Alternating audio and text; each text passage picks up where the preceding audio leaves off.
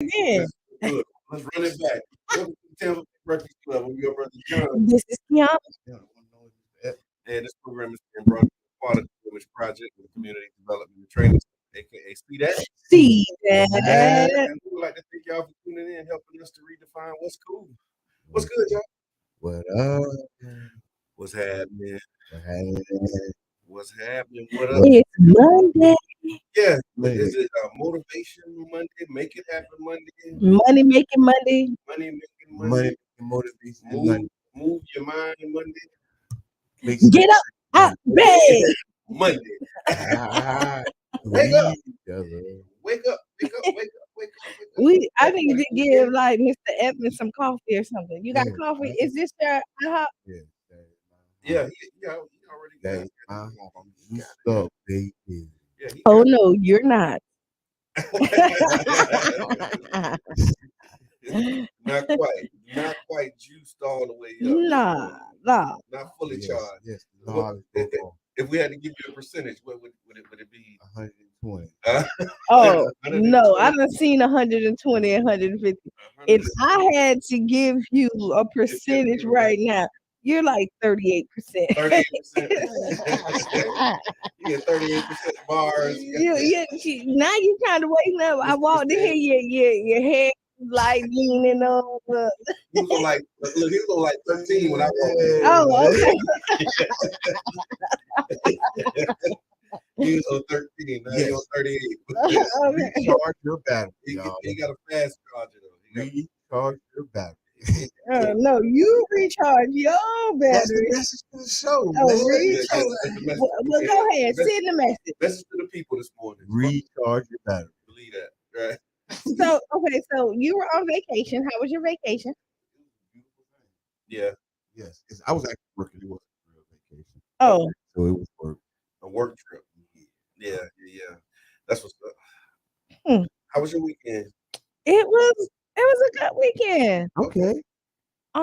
We kicked off at Urban Ink Okay, Mhm. that's right. for the 3rd-year anniversary for that. That was a sold out event. You painting still. Sip painting, sip puff and paint. Okay, And it was indoor outdoor, so it was 100 people there. At least, well, it was Nice, 100 nice. people. It was 100 seats that was sold. People kind of came in.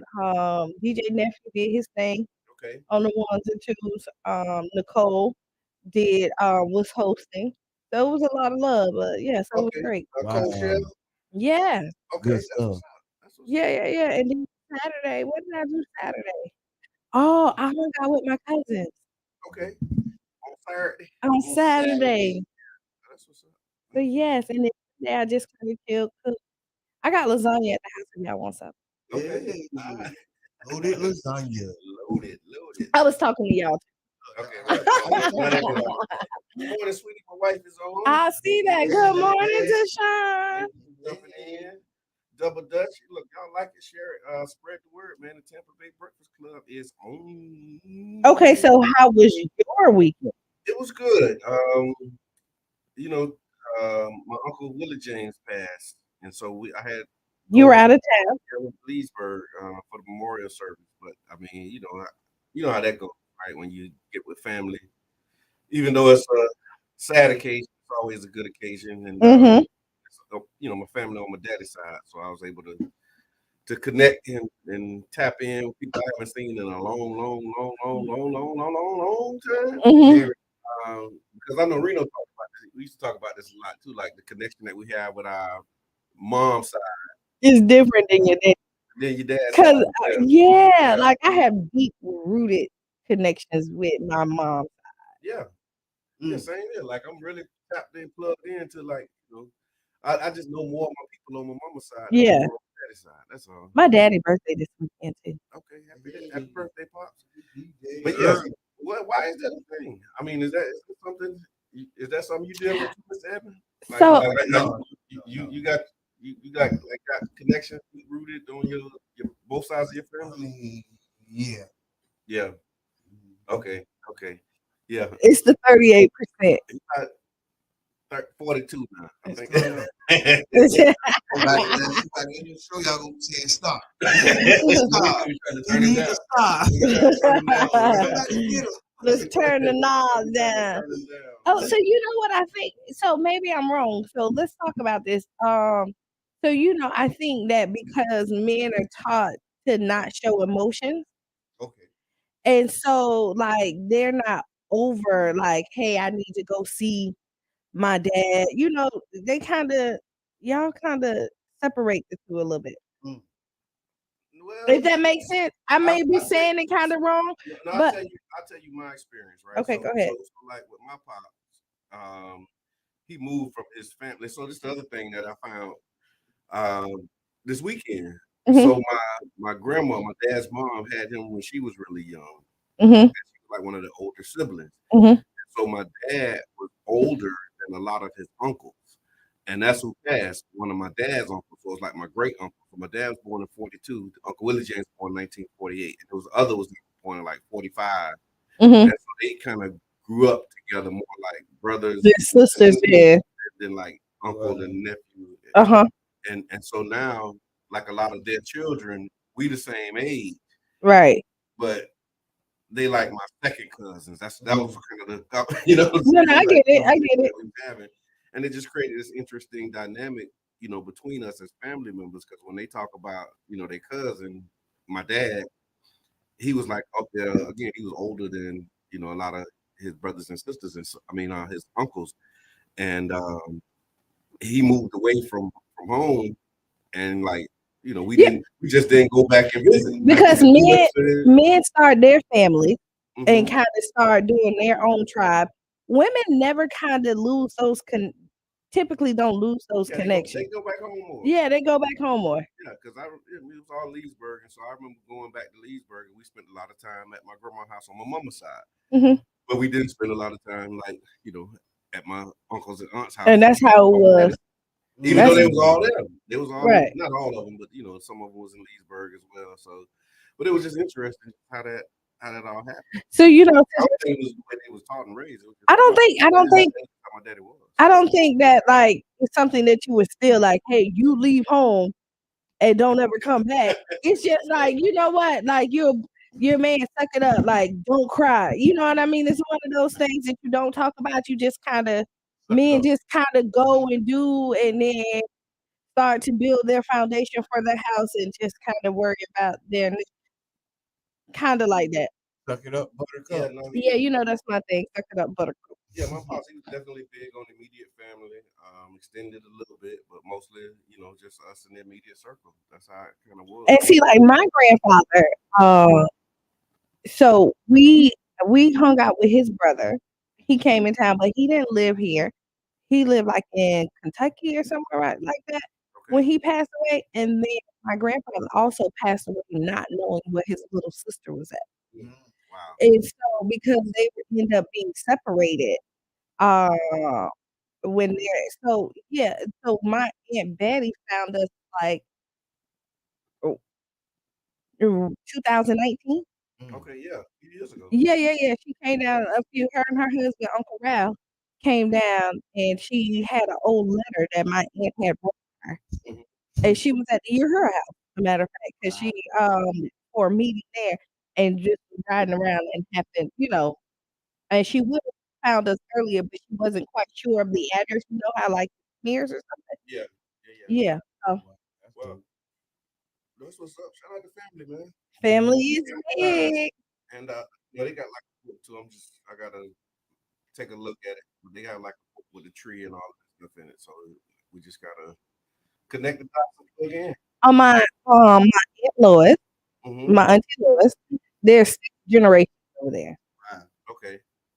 Her children, her children's children, their children, and then their children have children, and then their children have children. So what's her name? Aunt Lois? Uh-huh. How old is Aunt Lois? That sounds like at least 80 plus. She is. Okay, yeah. But she look good. Oh yeah. Look. No, that's what's up.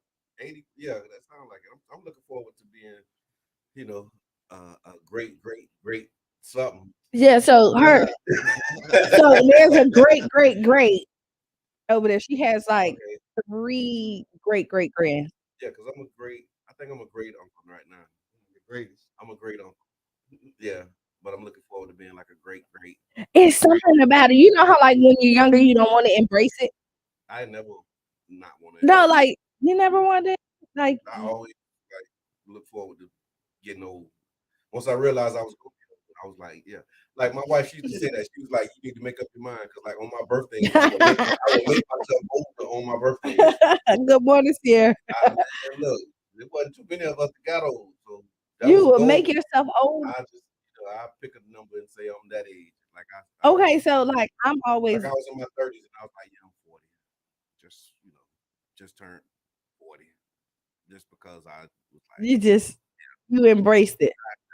Yeah, no. So every year, regardless, I'm 28. Okay. I'm a seasoned 28. Like I've been here, I'm not new to it. I sat in the pot, I done marinated. So yeah, you know what I mean. So I'm kind of, I'm new to it. I'm not new to it. Having birthdays. I do too. Good morning, Sister Sierra. Thank you for tuning in. Join for Rising. Good morning. I appreciate y'all. Thank y'all for watching. Hey man, like it, share it, tag a friend, and you listen to the Tampa Bay Breakfast Club. So, still in Black History Month. Mm-hmm. Will continue to be. So, one of America's most prominent African American scholars of the late 19th and early 20th century, Anna Julia Haywood Cooper, passed away on today in 1964, and she was age 105. Cooper's rise from humble beginnings in Raleigh, North Carolina, as the daughter of an enslaved mother to becoming the fourth African American woman in America to receive her doctorate degree. It demonstrates the character of her personality and intellect, her hard work and determination to succeed. In 1924, Cooper received a doctorate in history from the University of Paris Sorbonne. As an educator, orator, and author, Cooper left a mark on the Washington, D.C. area and much of America. She started out as a teacher at the M Street School, later Dunbar, and that was the only all African American school in Washington, D.C. And then she later became principal of the school. One of her quotes was, "Only the Black woman can say when and where I enter in the quiet, undisputed dignity of my womanhood, without violence and without suing or special patronage. Then and there, the whole Negro race enters with me," is one of her quotes. Anna Julia Haywood Cooper. Okay.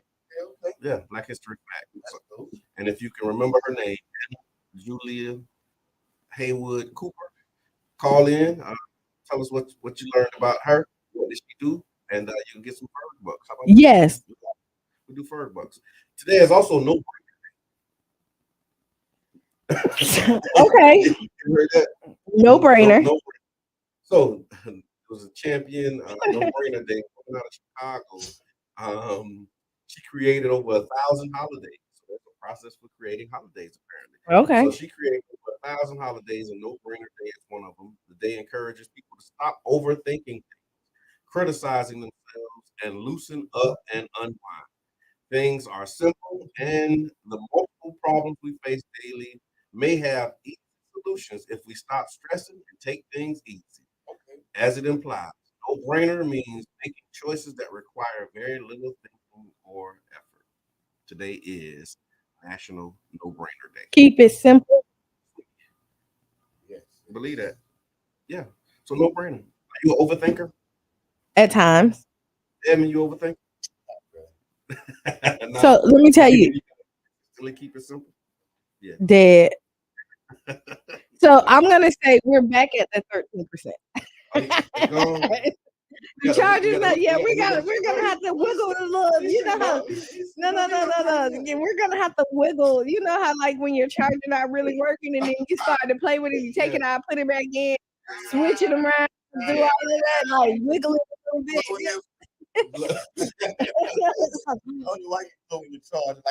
You know, you want to clear out like all the dust and all this other stuff, thinking that it's not gonna, it might help the charge. So I'm gonna disconnect and reconnect your charger right now. Hopefully it beats you up. We need like you need like a fast charger. Really? A fast charger. So check this out. Are you first? Are you an overthinker? Sometimes, I think so. Yeah. yes, sometimes it depends on the magnitude of the problem. Sometimes it kind of requires me to think a little more about it before I make a decision. But yeah, And I'm creative, right? So jump, then, jumper to go. so like I'm creative. So like my mind like start painting these pictures, Yeah, yeah, and it gets real colorful. yeah. No, I got like a standard set of questions I ask them. Okay. Just kind of run through it. You know, what's the When, purpose? where, how, who? Objective, benefits, Okay. process. You know what I'm saying? Hmm.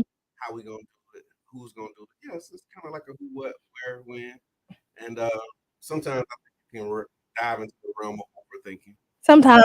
Yeah. but not usually.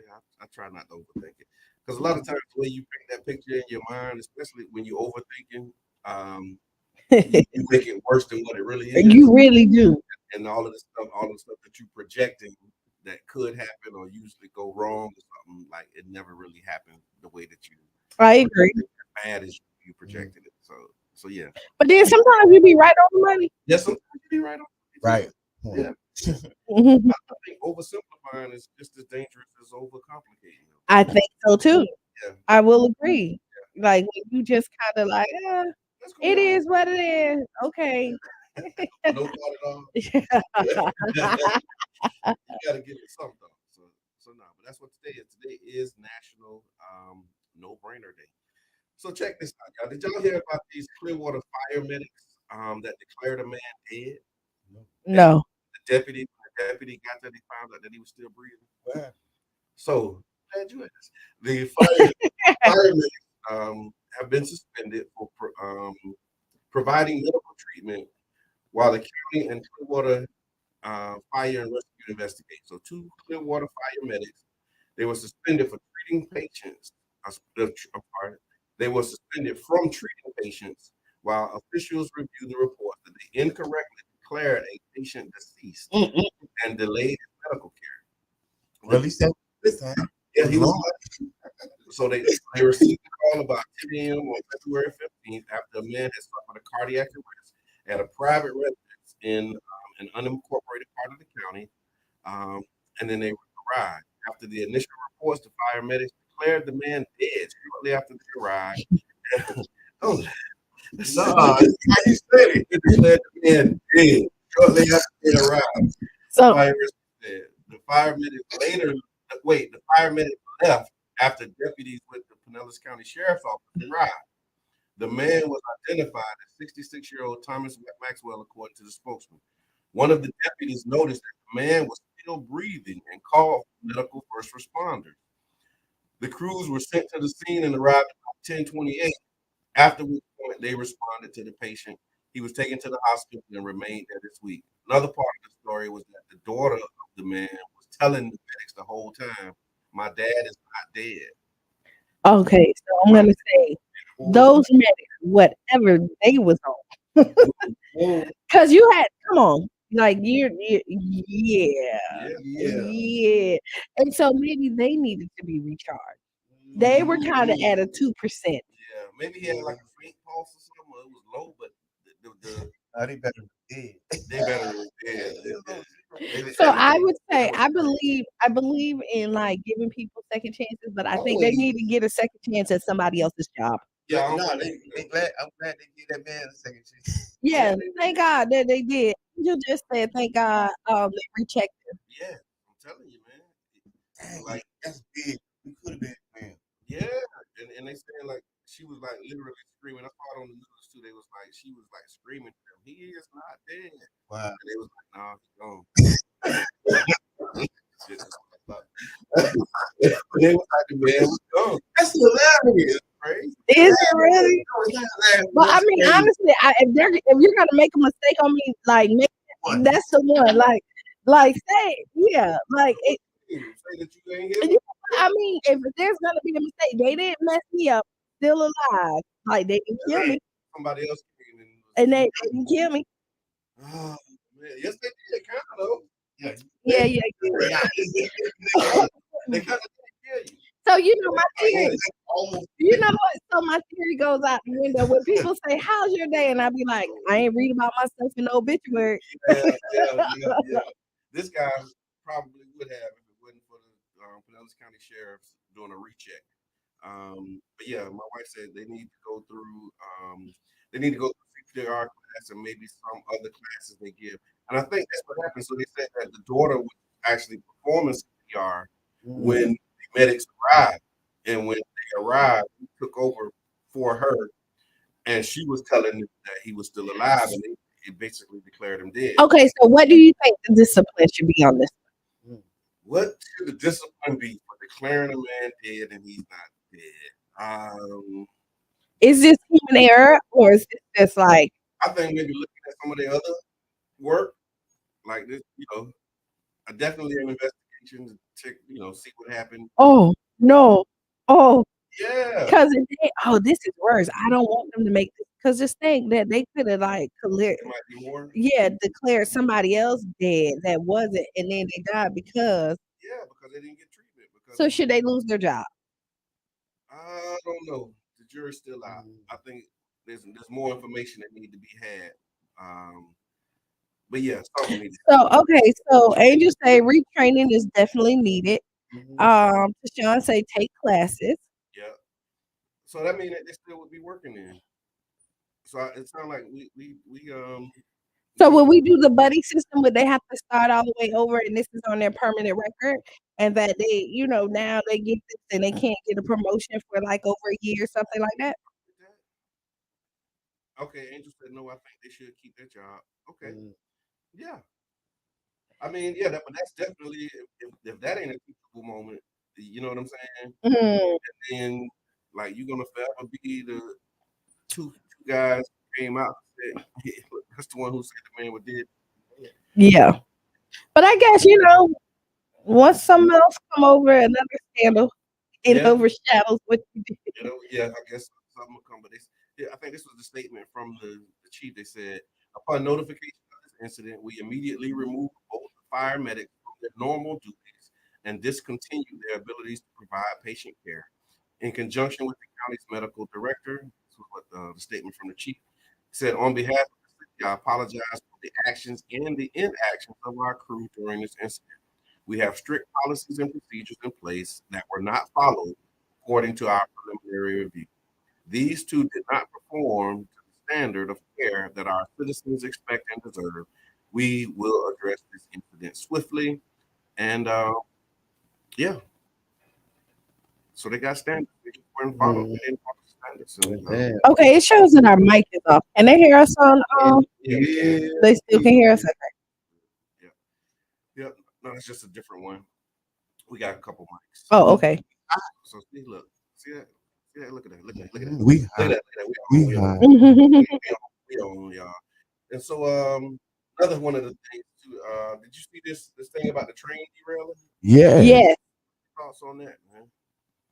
I mean, I think it happened. Trains, but trains have been derailing. It's a whole conspiracy theory about it. About the derailment of this? Yes. So tell us about it. Well, they saying they're poisoning the atmosphere with train wreck. Well, I mean, like I say, like that's a consistent thing that's happening. But it's several, and it's like real important. Those real important cargo. Okay. Ones that can kill you. Stuff that's on there. So have y'all ever ridden a train? Nope. I didn't. Me neither. I want to take a train ride. Train don't have steering wheels. I'm just saying. I think I have put on. I don't know. You kind of got to go where the train goes. I mean, it has tracks that like kind of lead you along the way. One thing I noticed about the picture of the derailment. Yeah, derailment. I think they call it Little Palestine or Palestine. Yeah, East Palestine. In like Omaha, wherever. Don't get me started. Okay. But one of the problems. Ohio, yes. It was one of those old. And I seen the picture with all the debris and everything on the side and those tracks cleaned off. Yeah. First thing I said, well, they was already back to business. Oh, they when I looked at the picture and I really looked at it, and it's like they cleared the tracks off already.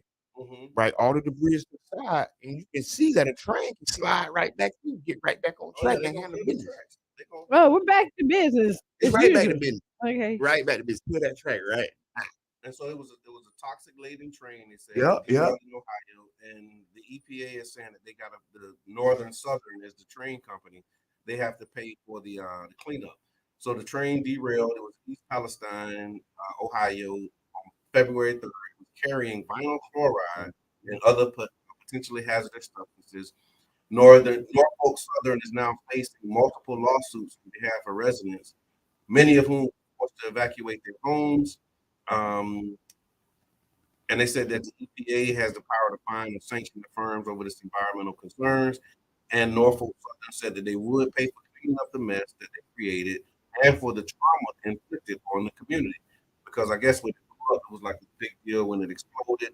And then in the aftermath of the derailment, they reported certain ailments, including headaches, nausea, and expressed fears that the local water supplies would be potentially harmful, despite repeated assurances from the government that the water was safe. They actually even had the governor, I think, Ohio, come out, and he took some photos with him and some other Drinking some water.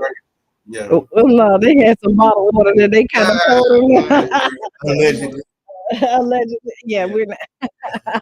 Yeah, but they allegedly drinking the tap water to show people that it was safe. But most people don't believe that the water is safe. I usually get scared when I see those type of official events and then they drink water.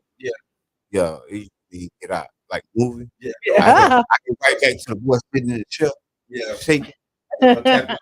Ting, ting. Yeah, have a sip. And they, but they celebrating, basically saying like, look, we'll drink your water, so you shouldn't have any fear either. Yes, it became a political issue. President Biden taking hits for it. Because President Trump actually flew out there and doing to like, Ohio. yup, and doing stumps and stuff. Did you call him President Trump? Let's see the president. You're president forever. You never stop. Former president. Y'all say former, but the title doesn't move. Yeah. His title isn't former president. His title is still president. President Barack Obama's title is still president, not former, but that's just like the way to verbally communicate it to each other. Okay, but he went out there, right? Yeah, he went up out there, so there is a political issue. Yeah, they are politicizing, and that's what they were saying. I think what's his name, Buttigieg, is Pete. Pete Buttigieg. I think he's like, is he transportation secretary? Yes. Infrastructure is questioned, and crumbling. I think this is like the 5th train derailment. If you remember, a time ago there was an Amazon train that flipped over in California. You know what I'm saying, that derailed, but it caused like problems and stuff like that because it wasn't hazardous material, people were just hitting the Amazon truck. Oh, okay. So that was the problem. Yeah, that was a problem. Yeah. So that was like a community problem. Like somebody was like stealing. I mean, every problem is an opportunity, really, right? We're talking about restorative practices, and when we talk about, oh yeah, because I've been in these meetings, man, and honestly, I've been armed with these tools, right, and this knowledge to know how to identify sometimes implicit and explicit bias, right, and try to identify some of the roots to what we're going through. So while we in a conversation, I put it out, hey, why can't we do some restorative practices? So I have a question. Do you think we can overthink some of this stuff? I think there's no such thing as overthinking. I think what we you see this? You see? Okay. Listen, I think what that's maybe a 53% comment. Yeah, it's coming the battery is charged. Hey, when this break come and I put that cup in the microwave, y'all gonna wish I was back. No, because you know what? Because let you out of speech, no, because I mean when we first asked about overthinking, he was like, no, he don't think there's a thing called. I want to hear the theory. Because you can't. The problem is analysis paralysis. Okay. So a lot of times when people say overthinking, that means because you ain't making a move quick enough, or you should make a move fast, right? Okay. But the reality is, you can have all the time you need to think over anything you need. You need to feel comfortable enough, right, to have that process time. You know what I'm saying? To clearly think of what can and can't happen. It ain't nothing wrong with that. But the problem is when you think of too much, and now you and it paralyzes you. And you don't take no action.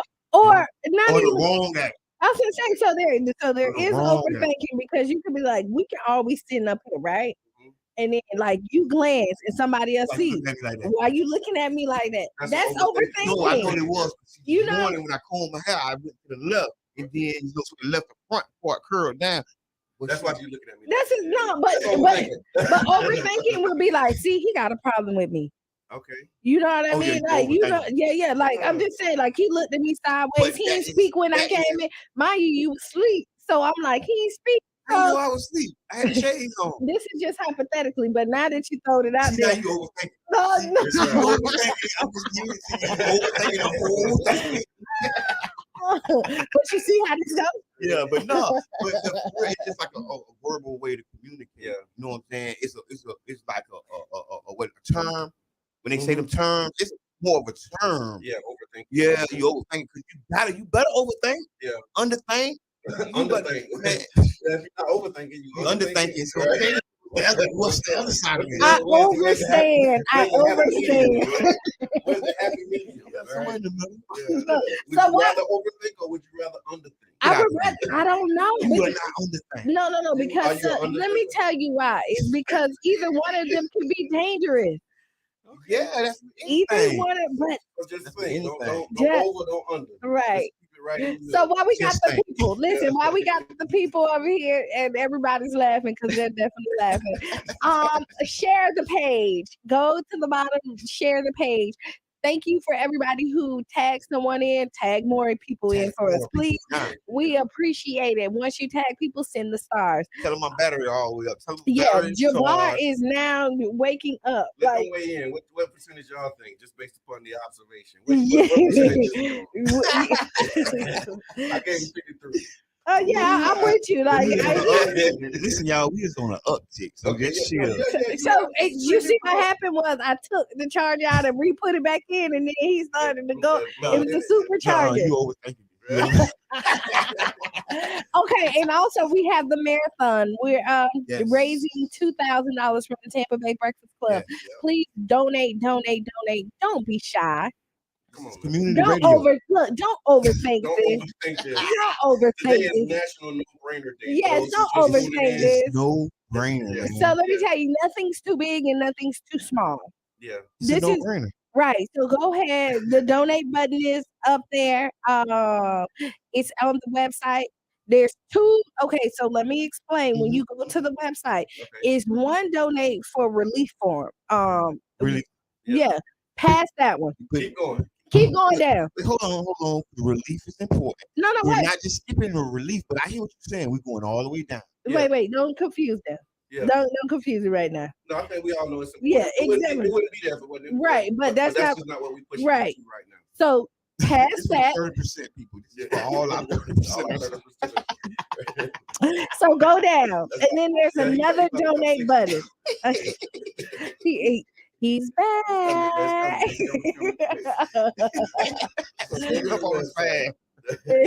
Donate, And so it's the second donate button that Yes. you're gonna see, Yes. right? Go there. Once you donate, you're gonna see that it says one time or monthly. Yeah. You choose which one you want to do, and tell them that it's from the Tampa Bay Breakfast So Club. monthly is like being a sustaining member, Yeah. where that every month you will give a portion, right? Yeah. It'll be automatic 5, 10, 20, 50, or Mhm. 100, 1,000, or whatever you know feel comfortable giving. Right. And this is community radio. Careful, the radio 99 Jams is your radio station because this is community. Yes. Absolutely. And we need your support, y'all. That's We real. actually rely on the support of listeners like y'all, Real. man, to keep us going. And so definitely appreciate it.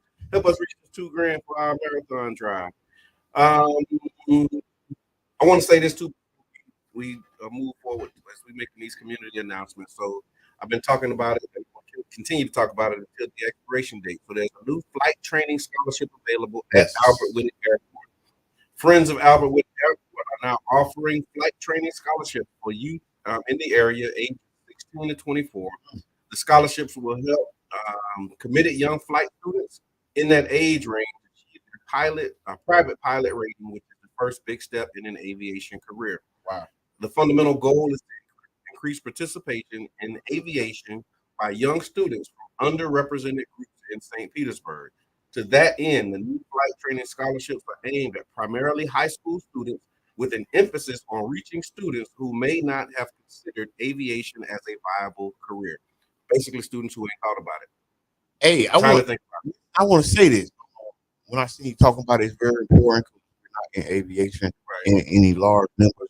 Like it's still the first, like this or that in aviation still happening as we live. So yeah, take advantage of this. What's the cutoff? The cutoff is March 17th. No. The cutoff date. 24. Oh, you know what? I have some students. Yeah. I Get them to try to get at least one. Okay, I'm gonna say this. Give them something to talk about. Go learn how to fly. How dope that'll be. Again, we talked about this on Friday. Mhm. And you be like, oh, you got your license? Yeah. I got my pilot license. Yeah. Ooh. You got a driver's Hey, no, you know how license. some people I know I got my CDLs.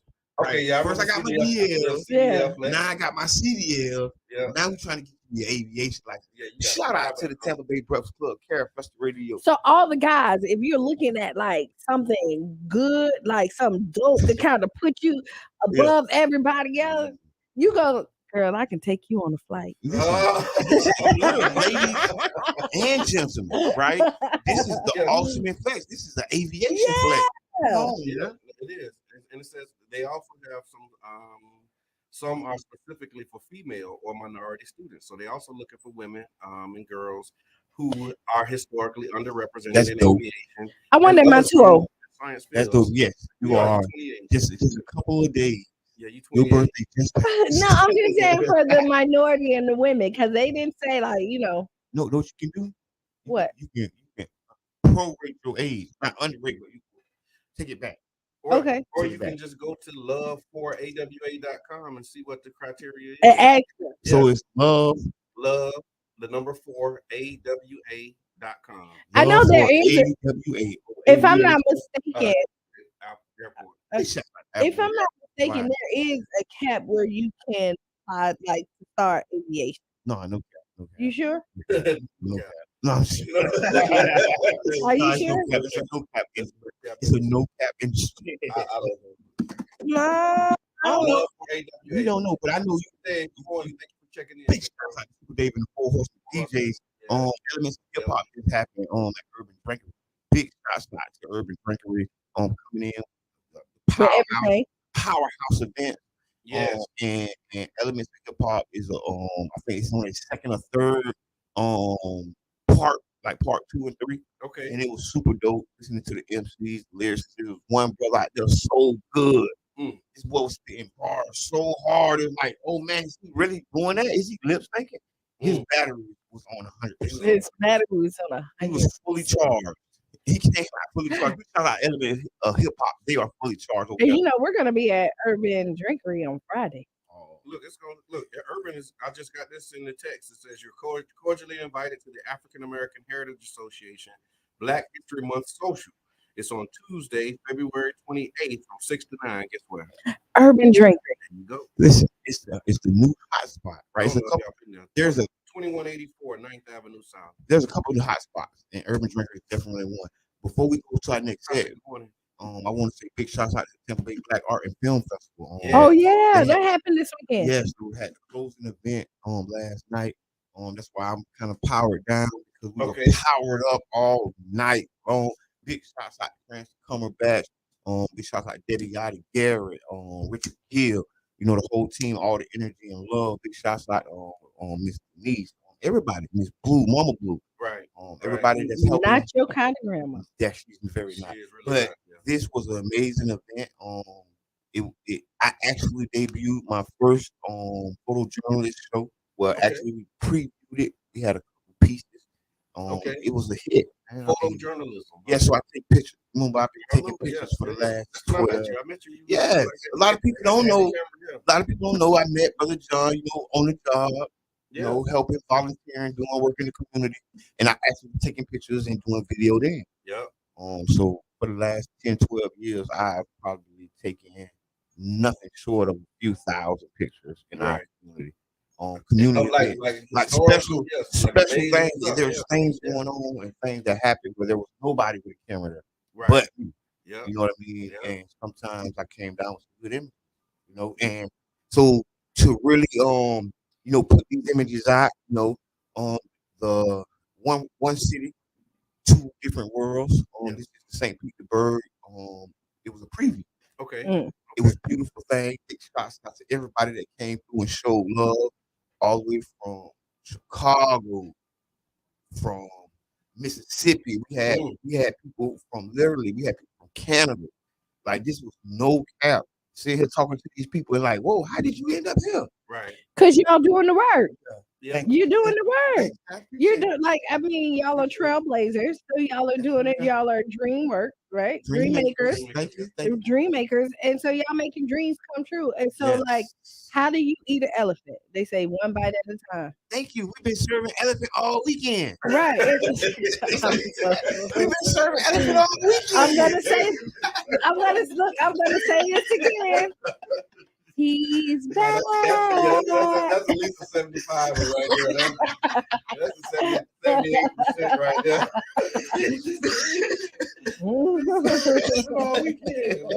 No, but big shouts out to Tampa Bay Black Art and Film Festival. If you have not, go like the page on Facebook, Tampa Bay Black Art and Film Festival. Big shouts out to Carla Beers. Yeah. One Carla B. She started this probably 2016, 2017 on the Deuces, 909 Gallery. We actually screened our film Art in the City at the Royal Theater that year. So it was just called the Black Arts Festival. Yeah. But film is part of art, so we was at the Royal Theater. This was a historical event. We were at the Royal Theater. On the Beat St. Pete did their first show, which now goes by the name Power Plug Radio. The owners of Urban Drinkery and all the stuff they doing. Their first interview, kickoff, they interviewed me. Right. It was during the Black Arts Film Festival. These women now have a full-fledged internet radio station. Right. Like blazing Black history. Big shouts out to Charlene. Big shouts out to Sandra. Big shouts out to Jam in the gotta throw Jam in there. Yes, Big Ball and D. Big shouts out to the whole man cave. Was on the Beat St. Pete. Listen. Big shout out to Tampa Bay Breakfast Club. Listen, see what I'm saying? See how that worked? And it was so amazing because that was one of my first interviews too. They just put the camera in my face, hey, go, and was asking me all these questions. And it was good questions. Right. And so history was made. Big shouts out to Carla B for creating that history for us. So while we're ending, because like we got 2 minutes. So you're looking at like greatness, like everybody that you talked about here in the show, this first hour, like stayed consistent to their dreams. Yes. Right. And they did not veer off their path. And now you look at where they're at, like it's amazing. It's amazing. Like it's like growth. Okay, it's like a child. You see them at 1, you be like, oh, you're so cute. And then like you're 15, oh wow, you really blossom. 35. Hey, ooh, yeah. Hey, so listen, I got one. It's like when your battery dead and your phone down, and then it starts charging up. And you see that green thing going. Okay, I can grow. Like I can see it. I can see it. So y'all stick and stay. And we still have these Fergs bucks. We got to get these Fergs bucks. Listen, Fergs has the Chicken Wing gang on point. Right. So just tell them real quickly, what is the Ferg buck?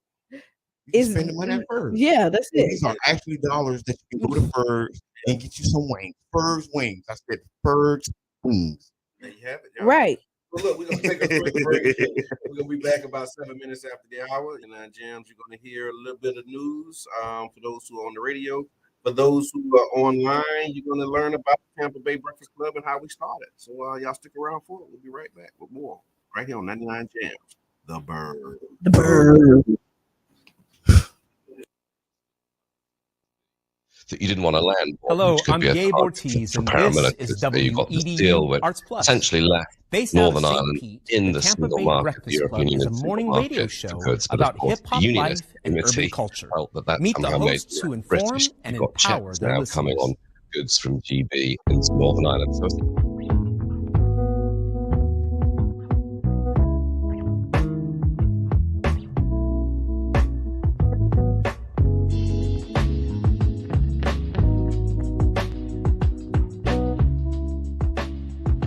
I'm Jabbar Edman.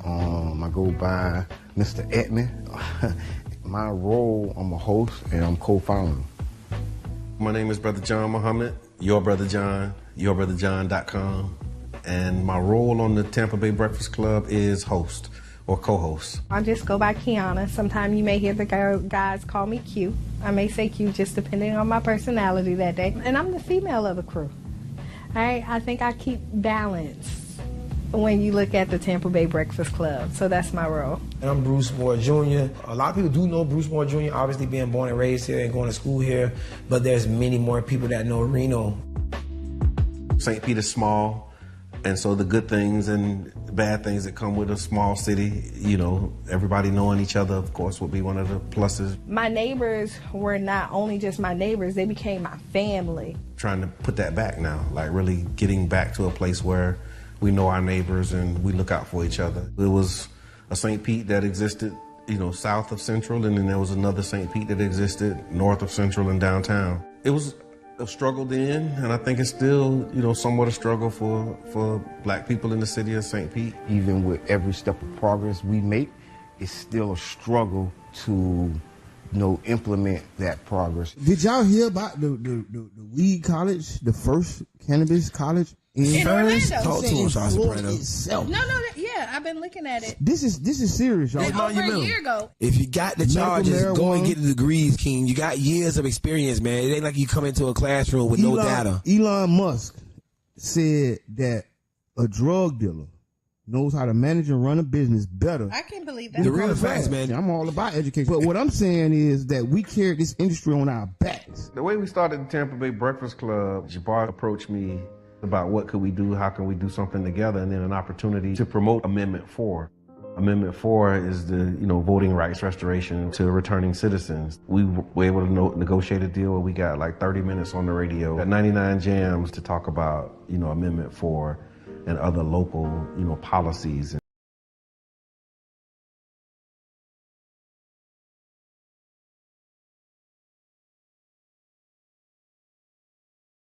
Officials from Israel, the Palestinian Authority, the United States, Jordan, and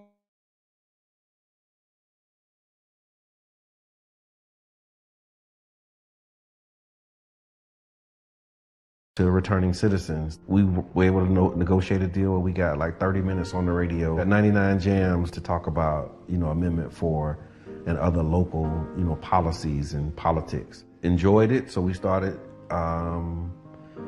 doing it on Sundays as like a podcast with, at the time, Janet Michelle. She was our co-host, and she, you know, filled that role until she moved. And then we had Carla Bristol, Carla B.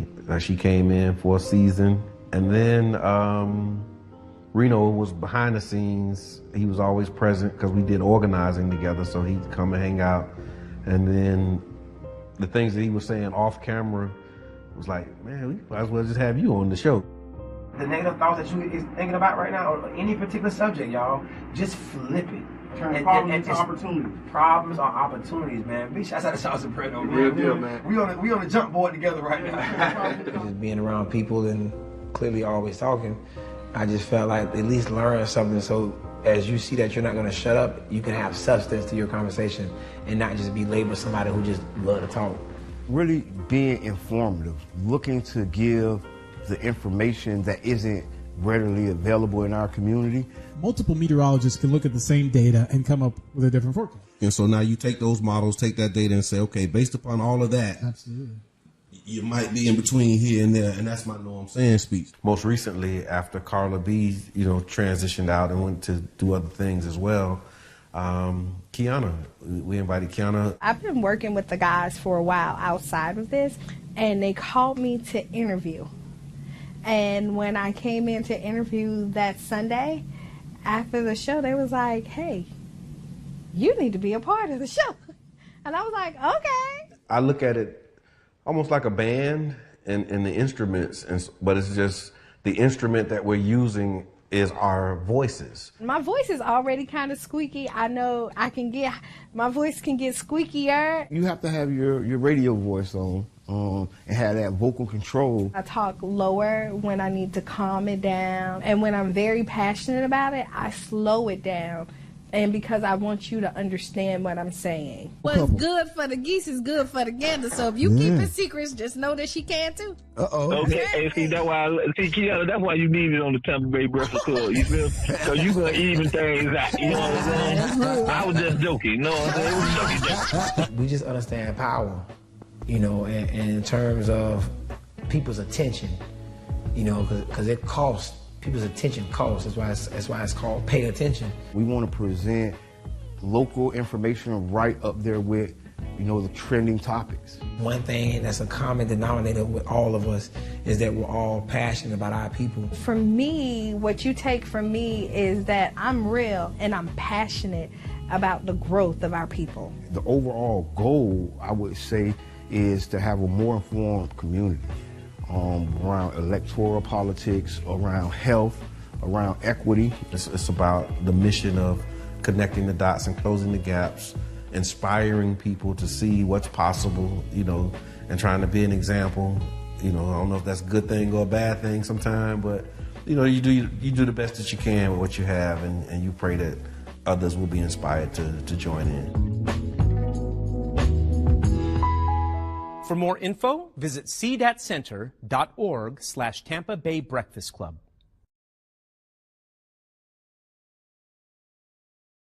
Members to a newly opened mechanism as part of an ongoing crackdown by President Nayib Bukele. Over the weekend, he shared images of prisoners wearing nothing but white shorts being rushed into the prison and sitting in rows with their heads down. The so-called terrorism confinement center has a capacity of 40,000 and is now considered to be the largest prison in the Hey, we ready? Welcome back to the Tampa Bay Breakfast Club. This is Kiana. Fully charged and I'm ready to go. Yes, you are. Yeah, you're right. We're going to tell you. Yeah, You're right. We're gonna, just like that. so I think I like you at like 53%. Nah, you good. You. Okay, hold on. Wait, no.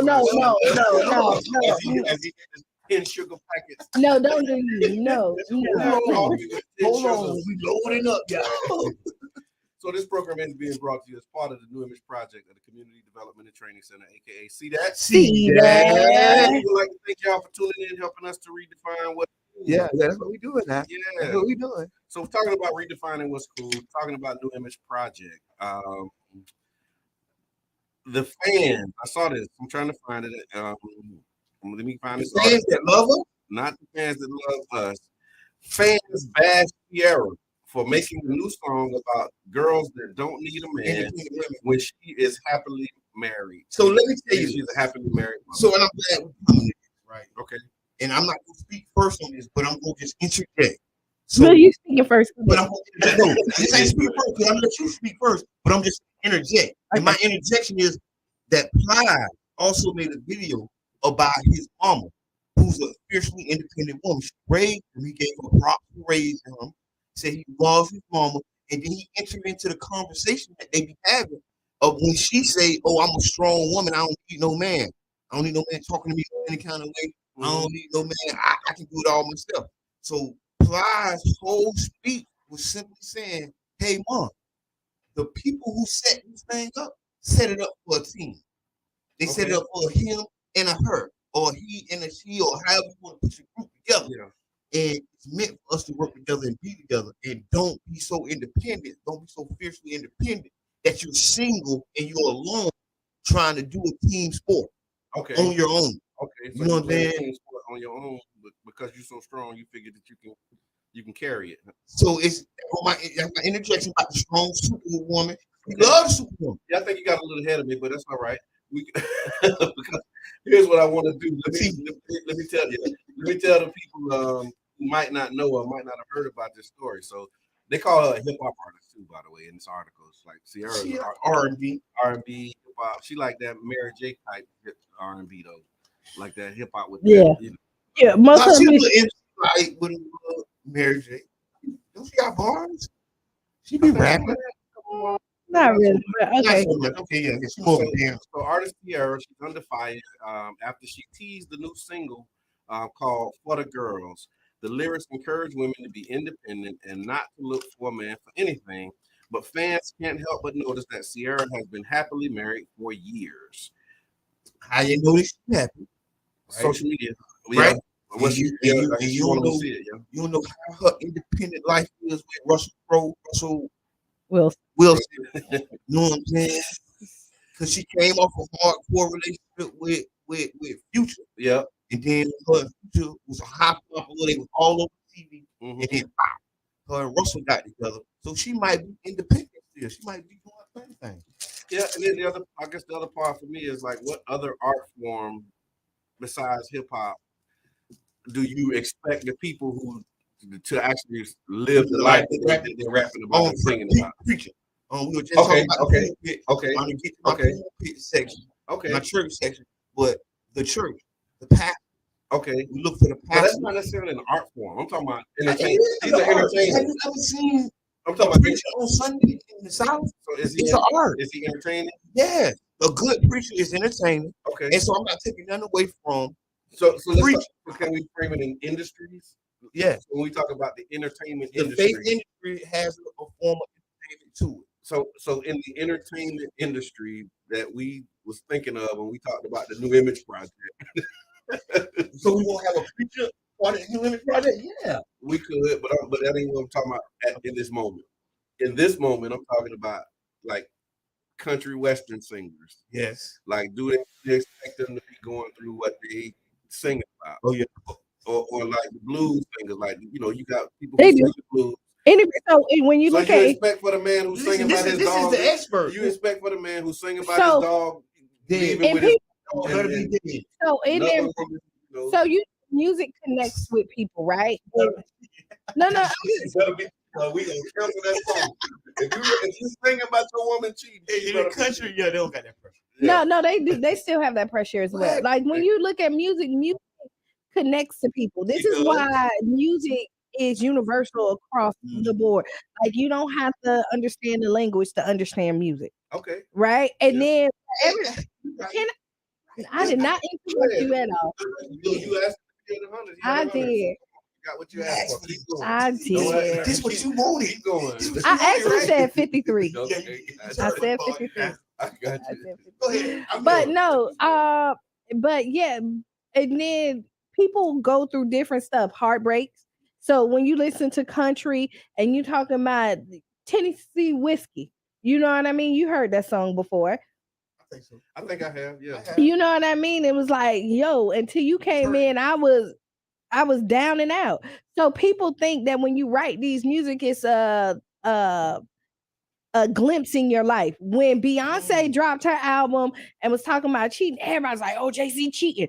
Yeah. Faith Hill when they do it. But see, because we're typically not in those other genres like that, so we don't put as much emphasis on it. Yeah. But people who are do. That's interesting to me. I think it's because like when you watch a movie, right? You know that these people are acting. No, but you get more credence.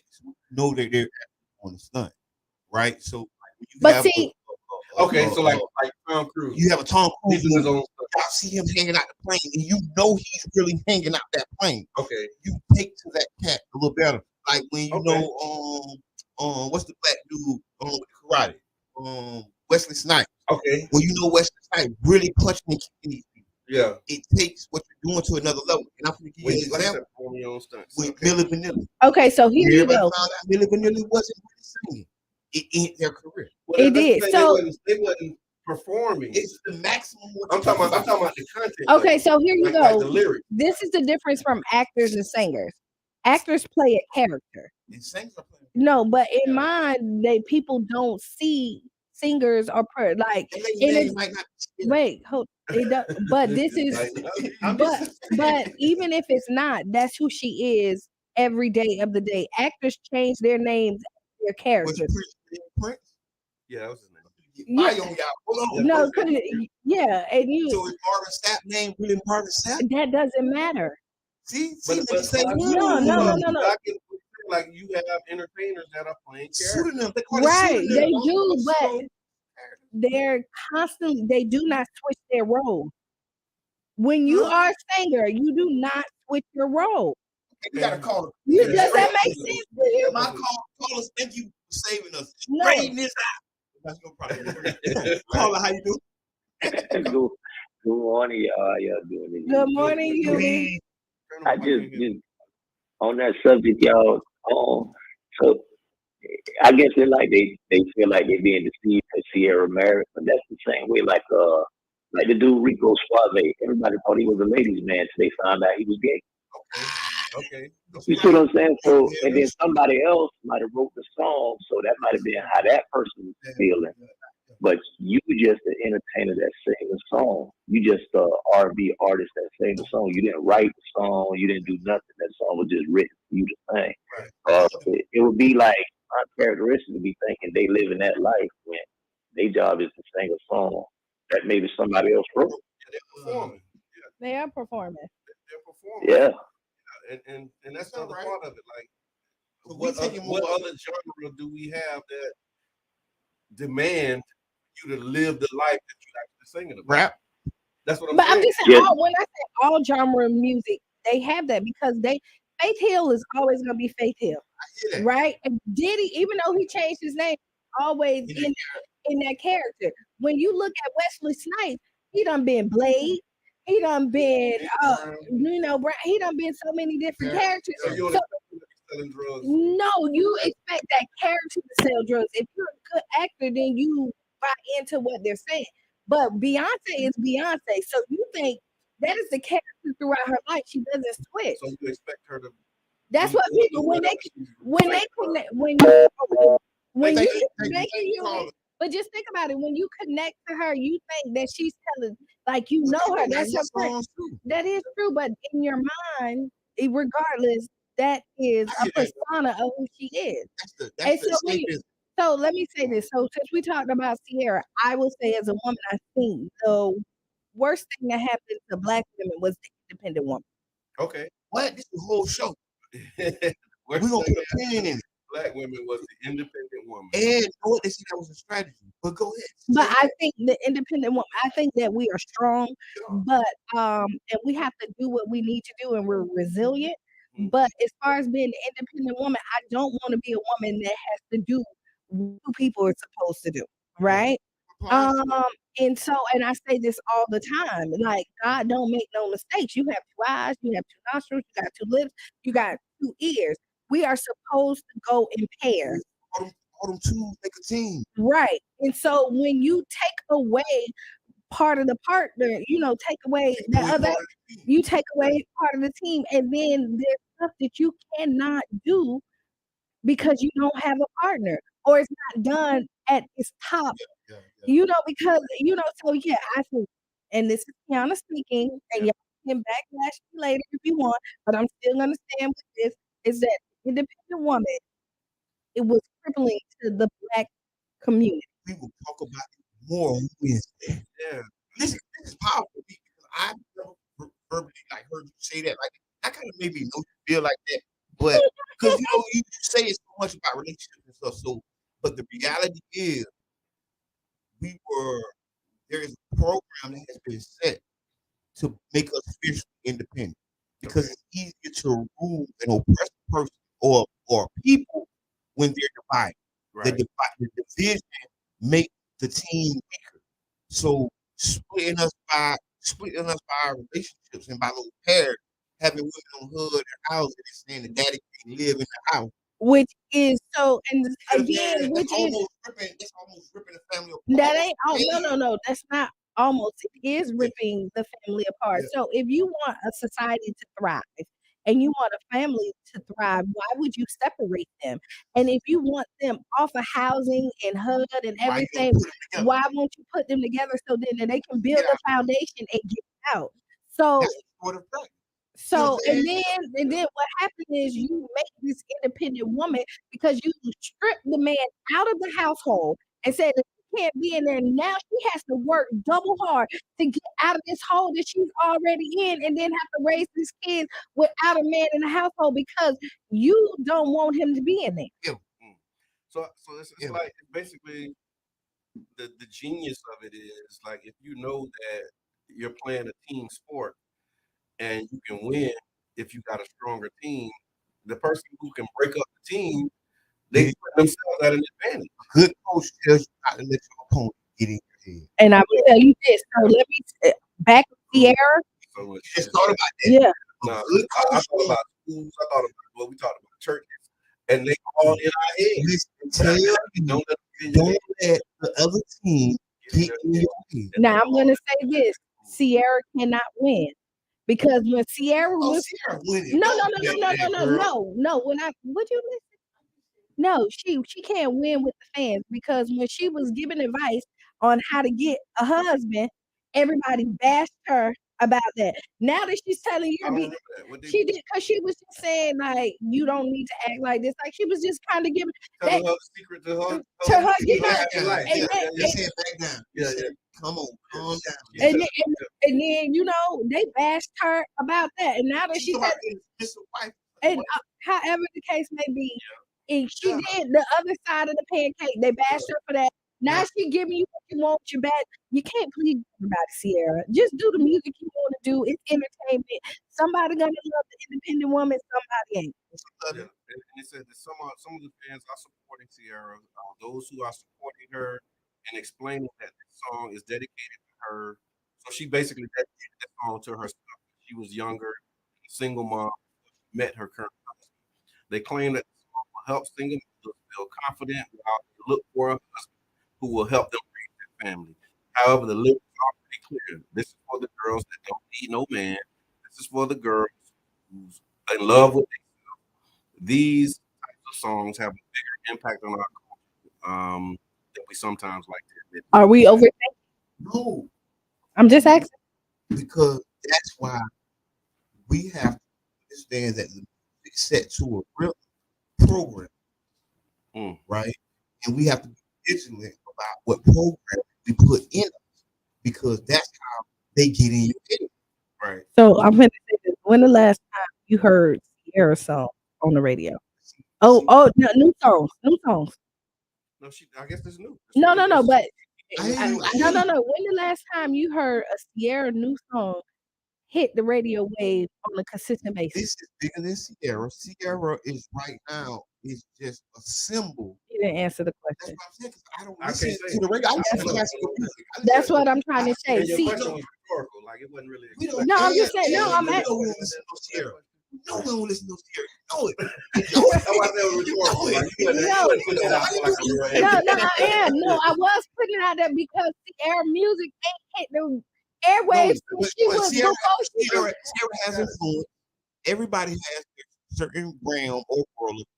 Yeah, and hers is not just music now because she's a social media influencer. And a lot of her influences her posts, her tweet, and her pictures. Remember those pictures they did on Valentine's Day with their family? Yeah. That was lovely. I think I like.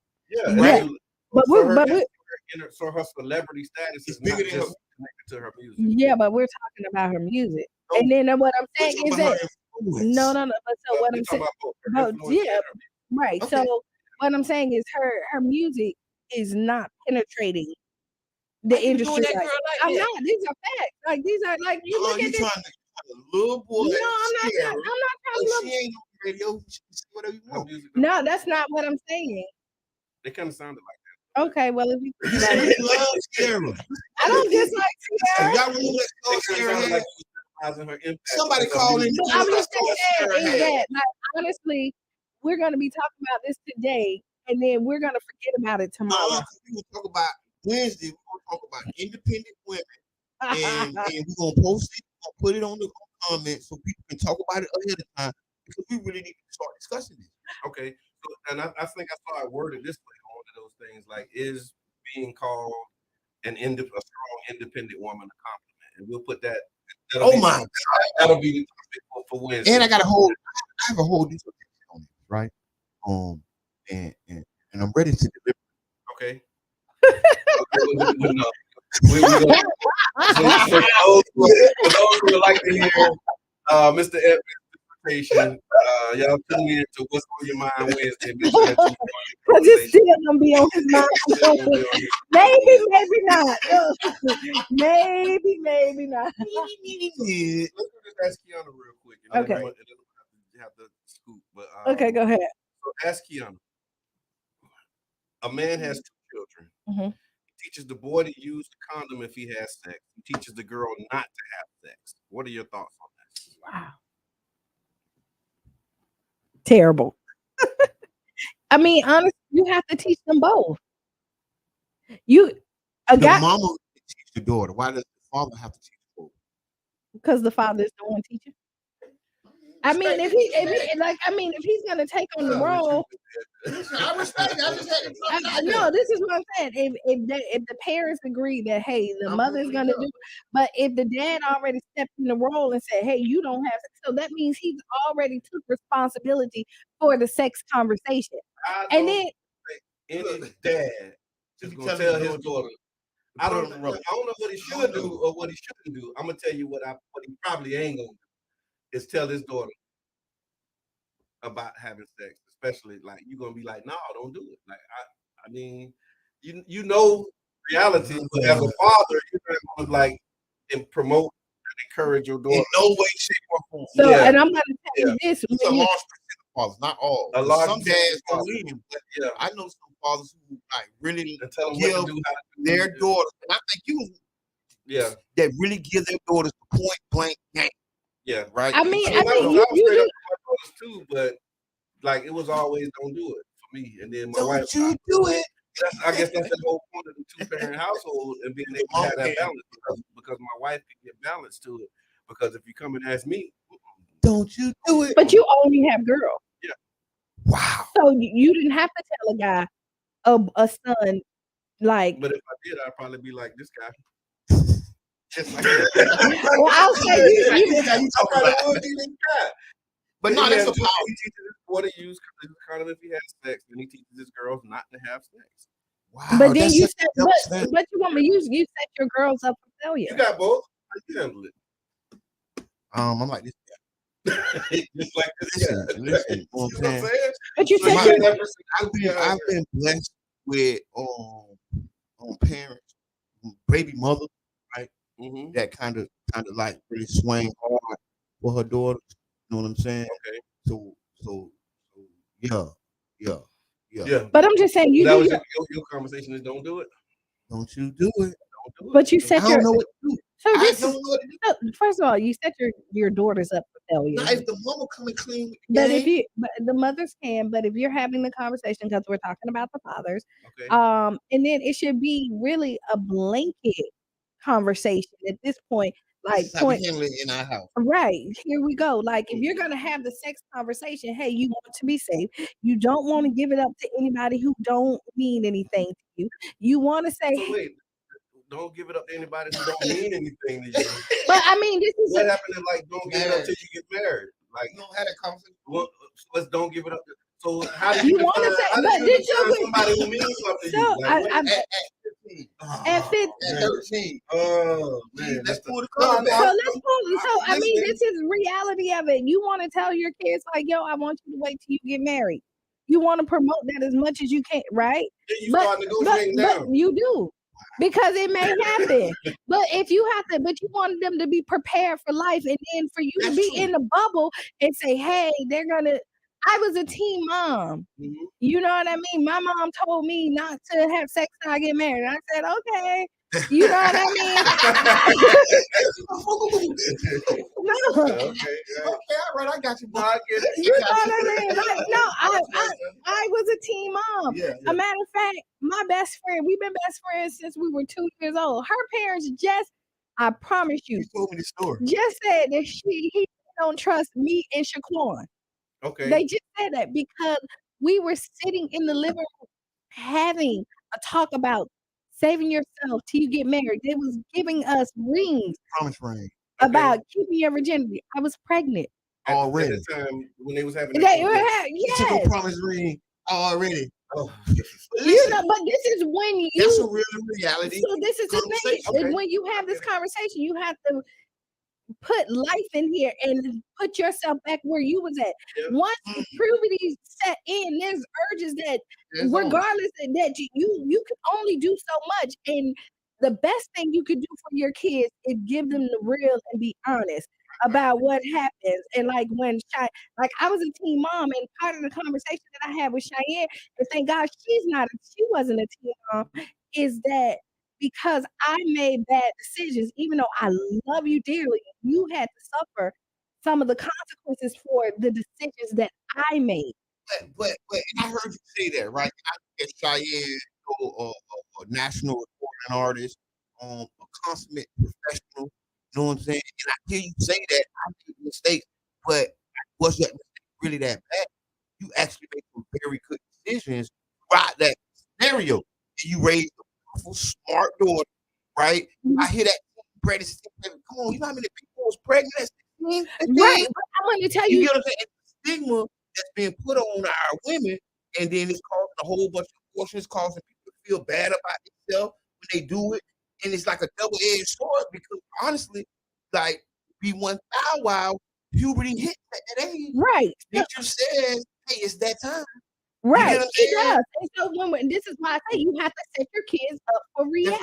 right, You right. I agree cannot with you tell solely. them. That's Yeah. why I'm trying to say, Yeah, like, we did. you got to We did. properly. I mean, I'm talking tough, but we did. We shot them straight. Like, we Right.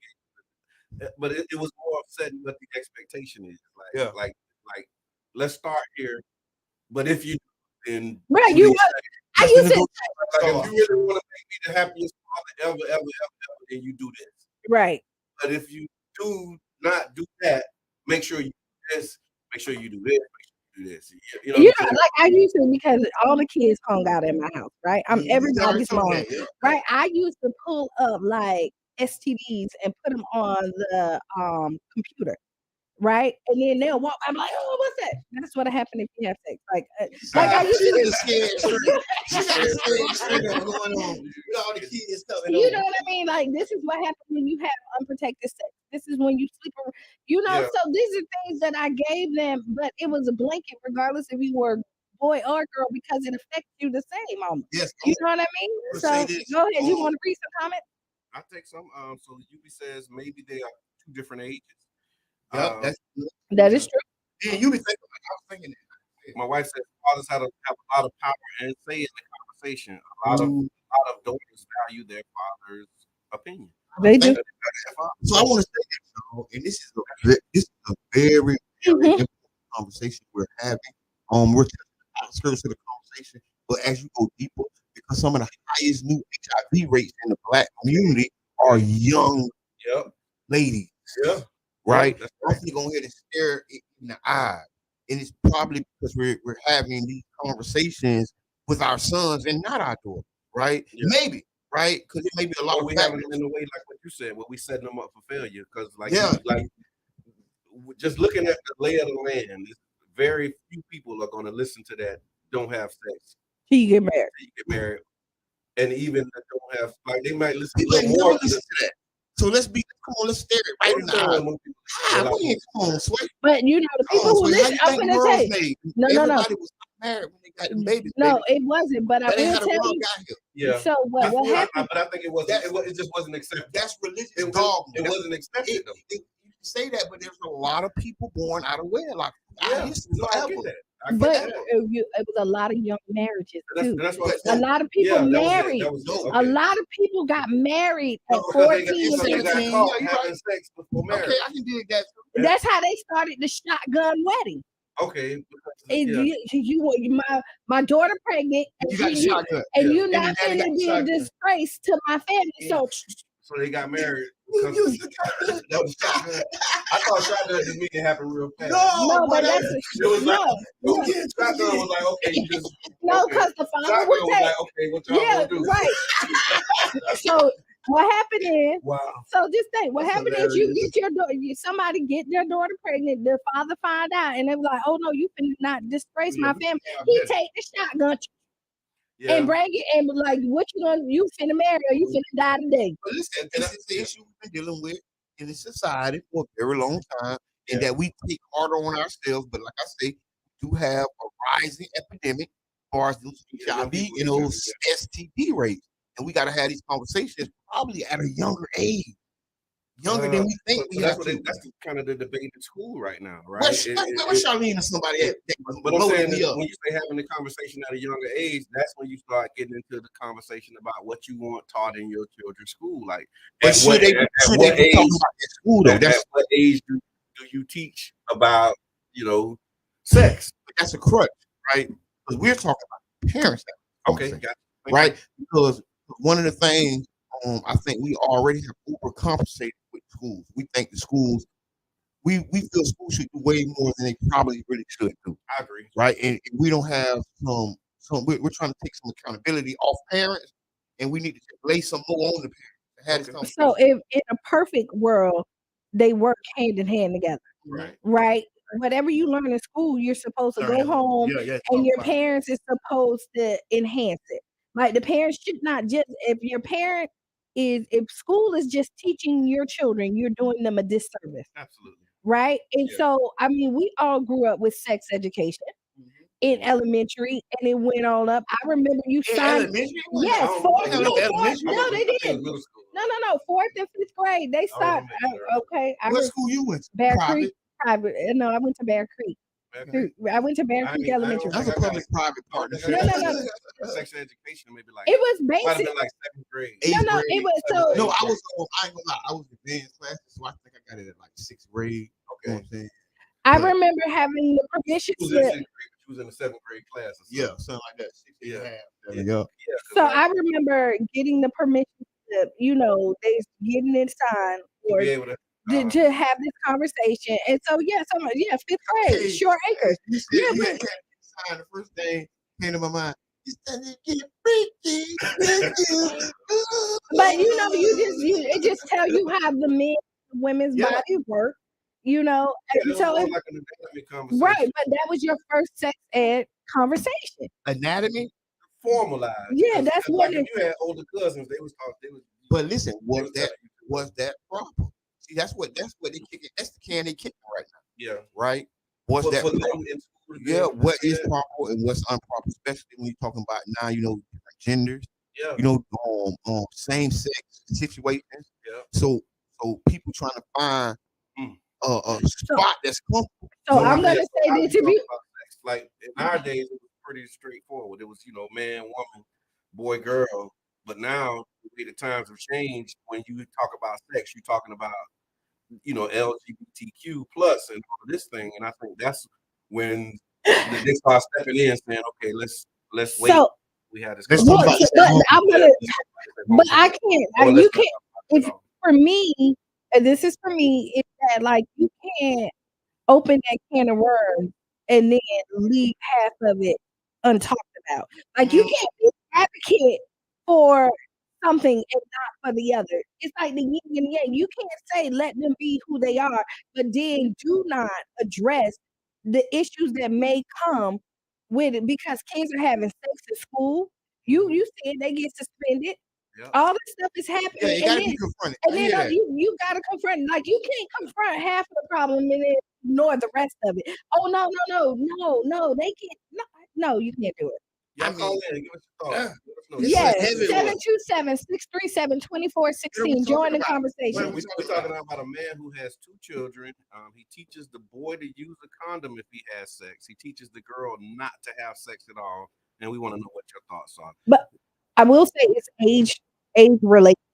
Yeah, it's always different ages. But it's more than age. I think it's maturity. Okay. Right. Okay. Some people were at an age, but some people were at maturity. I know some 11-year-olds doing what adults do and still probably doing what they was doing at 10 and 11. You get what I'm saying? Like that, mature.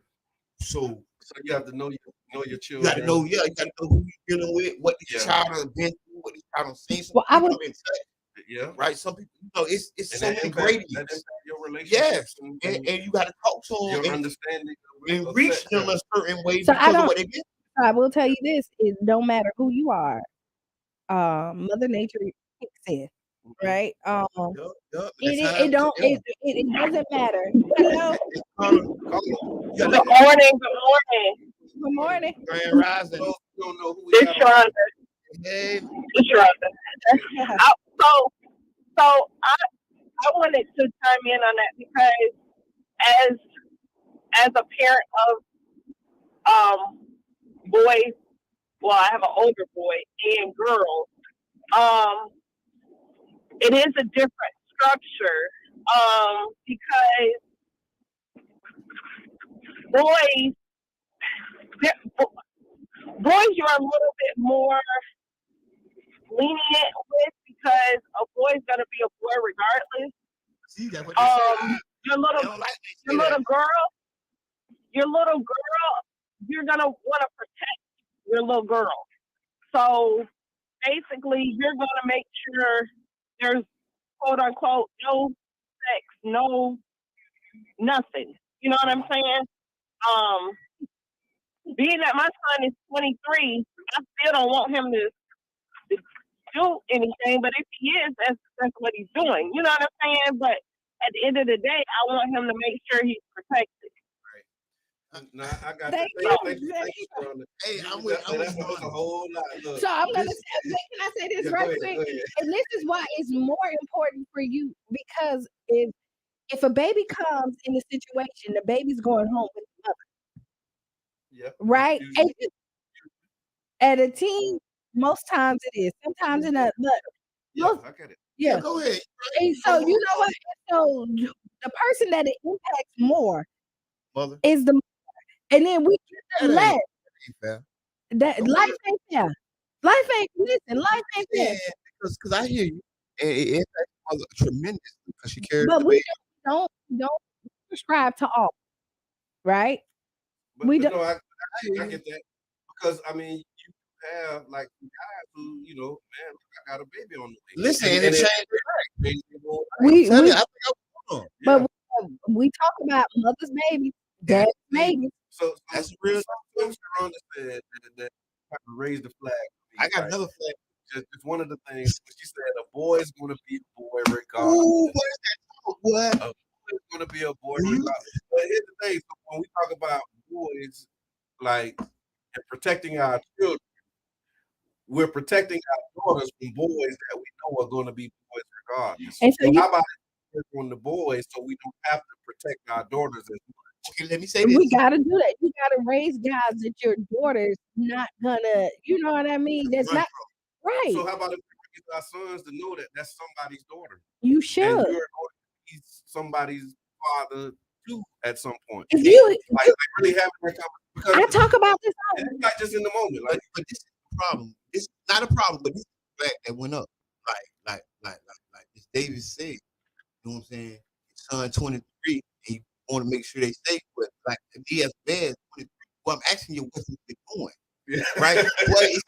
What's he doing? What? 23, what is he doing? Yeah, there ain't too many 23-year-olds. Listen, I need you to hold it down, man. Okay.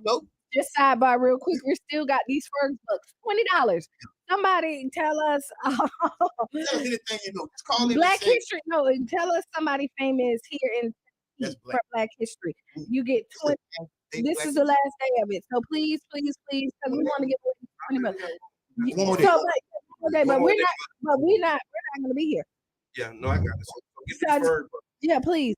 But yeah, back to the thing. Go ahead. My wife, she said, when you teach one and not the other, the one you don't teach is the one who might go out and speak. You get them both together and teach them. Yeah, I agree. Yeah, that's great parenting.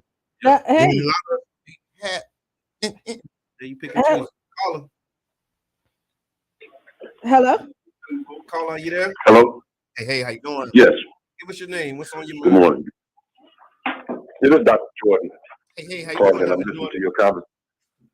One of the things I think is so important in raising a family, and that is having a standard even before children are born. So if the mother and father are together, or even if it's a single father, single family, single person raising the children, there needs to be a standard.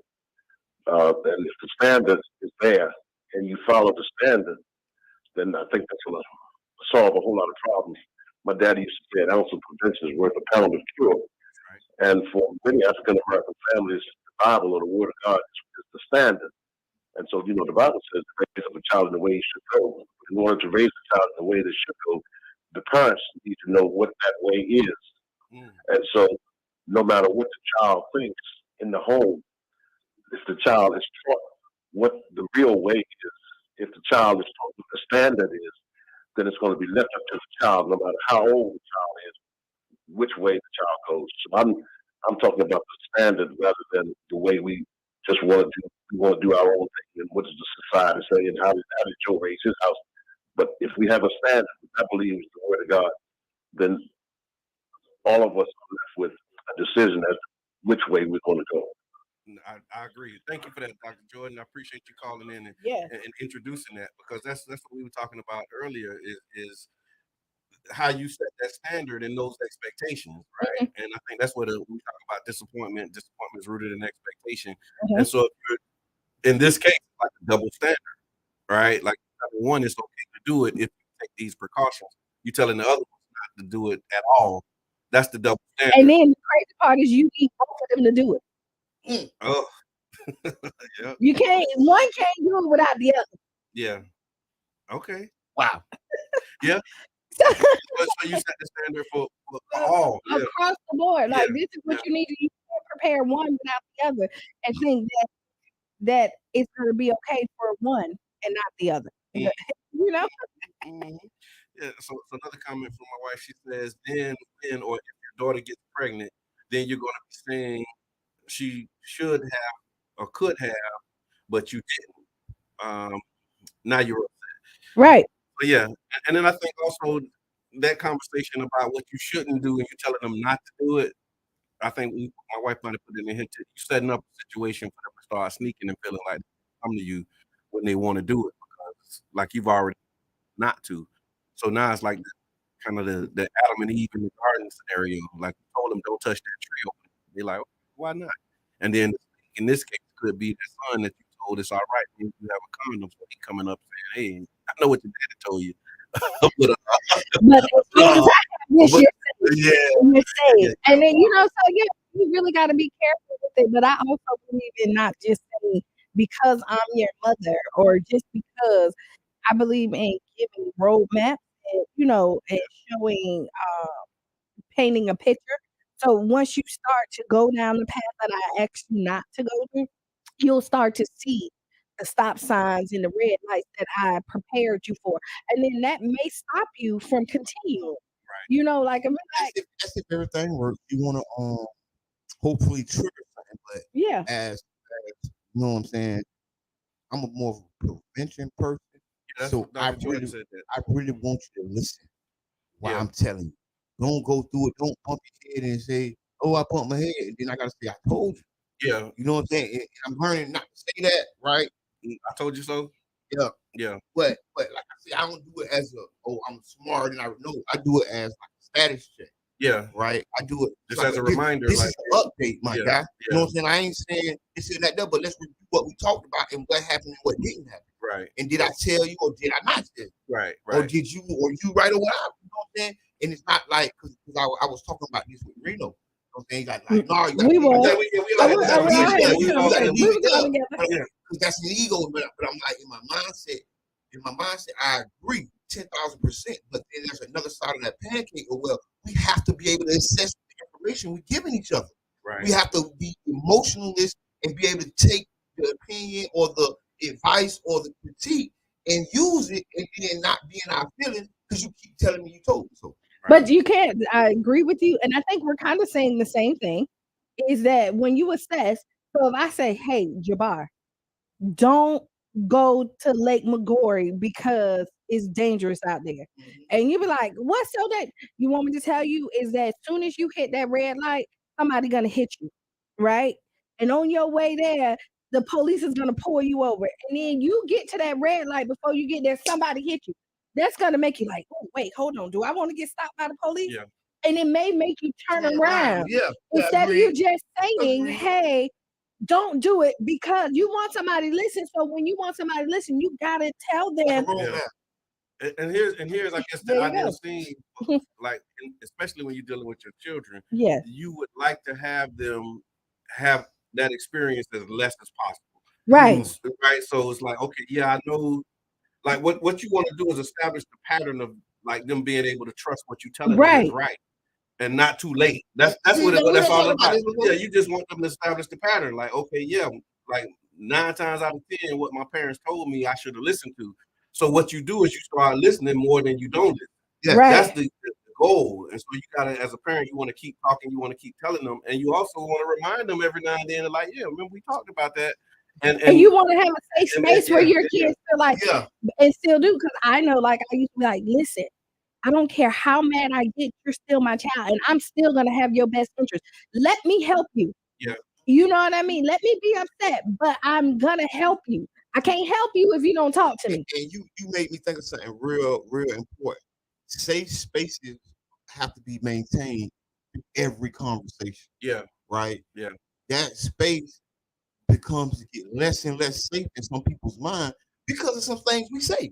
Right. Like I told you so. So I think I talked about this on the radio before. In my household, we used to have the non-judgment zone, right?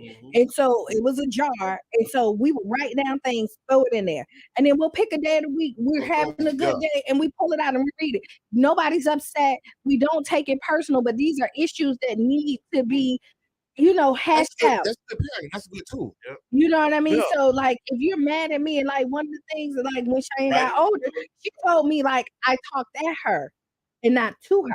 Okay. You know what I mean? So and I had to change it because I had to hear what she said. Yeah. You know, she can really articulate herself too. I done heard y'all sitting there talking. And I'm like, communication is clear, very nice. Hey, no, mom. So Mama Blue says, yes, you can place the standard, but children also want to test the waters, thinking maybe there won't be a consequence. Mama Blue. So true. At the end of the day, children have their own path they take. We can teach them, talk to them, but they're going to experience in life, and each one have different experiences. Hopefully they learn from them. This is true. You can't save them from everything. I think kids' job is to push the boundaries. Parents' job is to pull them back in and say, hey, you went too far. And if you do a good job, like I said, when they get grown, you become their mentor and no longer their dictator.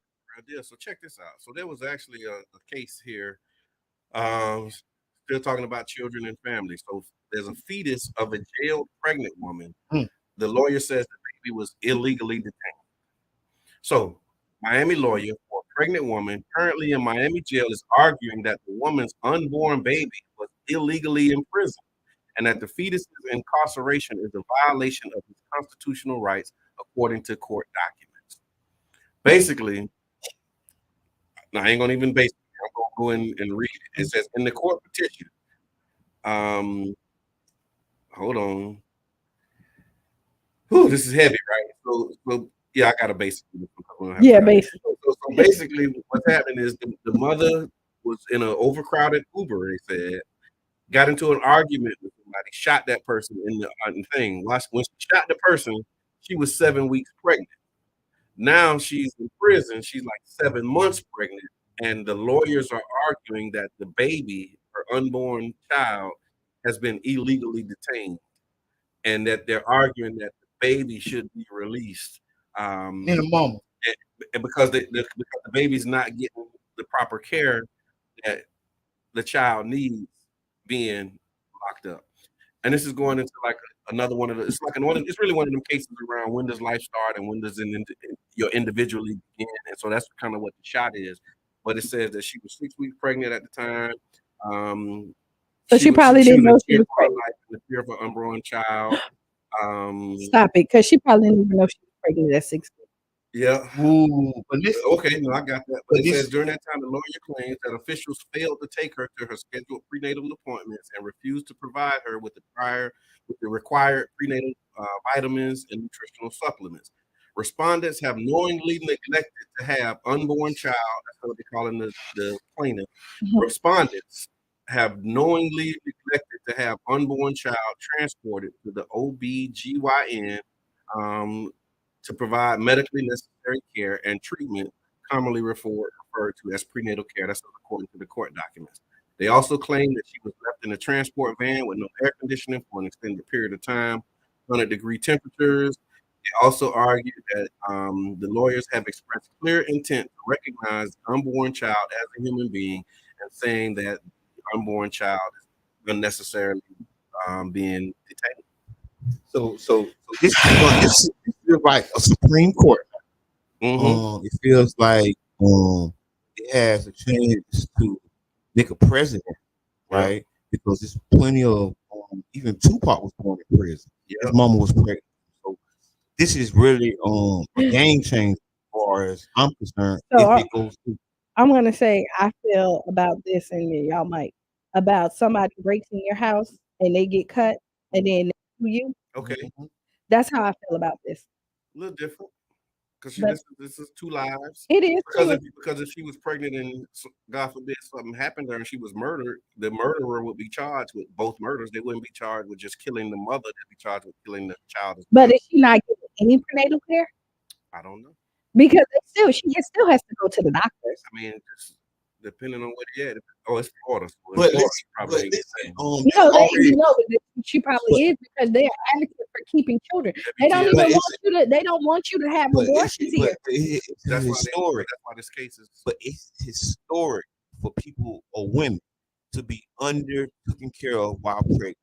Yeah, like I've read about this all over. So do we set a different prison, like jail system for them until they have their kids? No, what this lawsuit is saying that the child can't be locked up because he did nothing wrong. Yeah, But that's what but they're then saying. when Yeah. you illegally detaining so the child. listen, Yeah. if this Yeah. passes, That's this gives exactly what they this I gives know. the fetus like an almost new status. What's the status they already been fighting for? Yeah. Some people already been fighting for, but personhood is what they yeah, call it. but through the court system to win something like this, that's why they're gonna fight it all the way to the Supreme Court. Yeah. Because it changes and it may make you go to jail for having an abortion.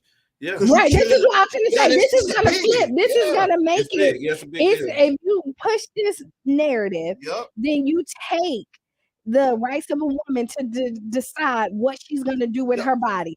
So, like right now, when there's like a 15-week, 18-week ban here, now that if this is pushed, that like this fetus has a lot, then you know what? No abortions can happen anymore. I think that's the direction of it. And it says that this. And this that's why I case- don't like it. This case, they said, is the latest in a series of fetal personhood cases that have followed Personhood. fetal personhood. These cases have followed the fall of Roe versus Wade.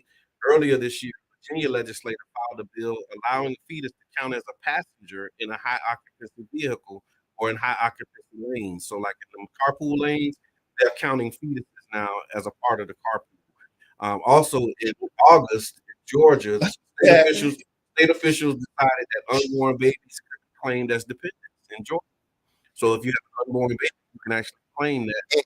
And so a lot of this stuff makes sense, right? Take care of the child while you're home. So that's why I say it's interesting. Let's watch it. Let's see how it play out. Because I'm a woman. I mean, honestly, I'm not liking it. okay, that's who you call it. Yeah, like you know, and this is right off the top of the. So I'm really gonna have to sit in this because I want us to make sure that we have our rights, right? And when you pull something all the way over, you might get something you don't like. So let's revisit it on Wednesday. We got a lot we're going to talk about on What's Going to Be Mine Wednesday. So y'all make sure that y'all tap in. You listen to the Tampa Bay Breakfast Club. What are your final thoughts if you had to do it in 60 seconds or less? Okay, my final thought is because of Tampa Bay Black Art and Film Festival, if you missed it, you can go online and follow it and join it. Big shout out to the whole team putting together Cranston coming back. Miss Debbie Yachty and the whole team. Thank y'all so much for all y'all do. Big shout out to Carla Bristol. Thank y'all and see y'all Wednesday. Be the change you want to be. Right on those 5 things. So we got 2 seconds. Yeah, and there's more that needs to be done and needs to be said. So Sure. I want to thank y'all for tuning in. Oh, yeah, by the way, we actually have a second town hall on March 30th. We'll talk about that more in the days and weeks ahead. But if you haven't taken the survey, make sure that you go to d7speaks.com, take the survey. We love y'all. We appreciate y'all. Thank y'all for rocking with us. I'm your brother, John. This is Kiana. I am the one and only Mr. Edmund. It's been the Tampa Bay Breakfast Club. We out.